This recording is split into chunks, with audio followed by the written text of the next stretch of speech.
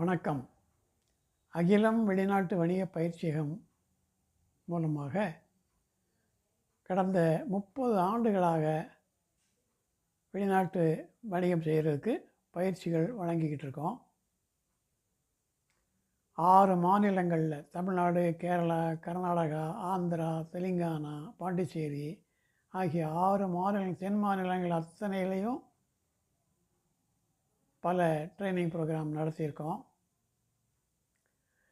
இந்த பயிற்சிகளின் மூலமாக பல ஆயிரக்கணக்கான 18,000 பேர் வரைக்கும் வெற்றிகரமாக வந்திருக்காங்க.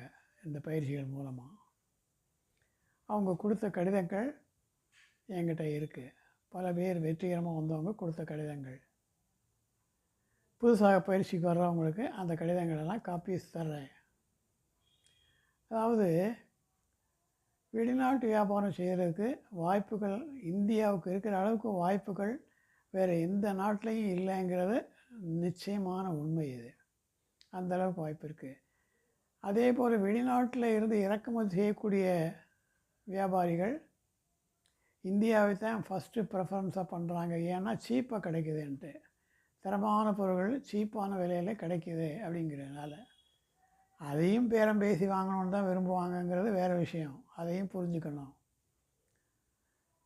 பொதுவாக ஏற்றுமதி வியாபாரத்தில் பணம் வசூலிக்கிறதுக்கான முறைகள் பல முறைகள் இருக்குது. அந்த முறைகளில் முன்பணமாக பெற்றுக்கொள்வது லெட்டர் ஆஃப் கிரெடிட் எல்சி மூலமாக ஆர்டர் வாங்குவது.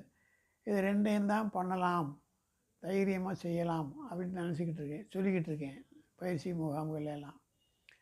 பட் எல்சியை பொறுத்த வரைக்கும் கொஞ்சம் கவனமாக செயல்படணுமே தவிர மற்றபடி எல்சியில் ஒன்றும் பிரச்சனை ஒன்றும் கிடையாது. சற்று கவனமாக இருக்கணும். இதை முறையாக செய்யணும்.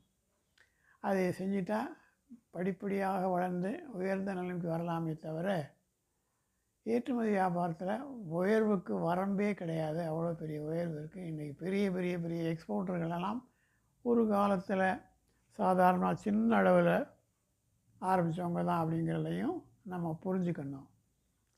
இப்போது இந்த எக்ஸ்போர்ட் வியாபாரத்தில் அட்வான்ஸு பேமெண்ட்டோடு வாங்கி செய்கிறதுல ஒன்றும் பிரச்சனையே இல்லைன்னு சொன்னேன். எல்சி மூலமாக சற்று கவனமாக இருந்தால் ஒன்றும் பிரச்சனை இல்லைன்னு சொன்னேன். இது ரெண்டையும் தான் பண்ண சொல்லி நான் இன்சிஸ்ட் பண்ணிக்கிட்டே இருக்கேன் ஆரம்பத்தில் இருந்து 30 வருஷமாக.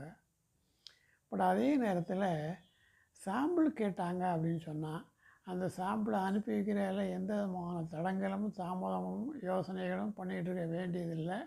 அனுப்பலாம். சாம்பிளை